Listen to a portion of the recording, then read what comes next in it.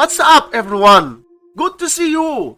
Coming your way in this video, 211 minus 211, which equals 0, times 211 minus 211 equals 0. Now we have this problem, 0 times 0, which equals 0. But this answer is not correct, because according to the order of operations, we must do the multiplication and the division, then do adding and subtraction. So first we do this multiplication, then this subtraction, and at last this subtraction. So we have first this multiplication, 211 times 211 equals 44,521. So we have